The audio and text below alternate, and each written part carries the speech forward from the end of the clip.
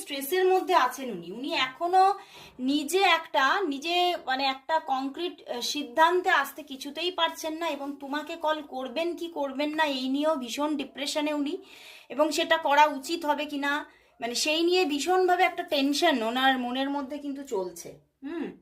But তবুও কিন্তু তোমার দিকে এগোনোরও ইচ্ছা আছে, রিইউনিয়নেরও ইচ্ছা আছে ওনার, বুঝতে পেরেছো?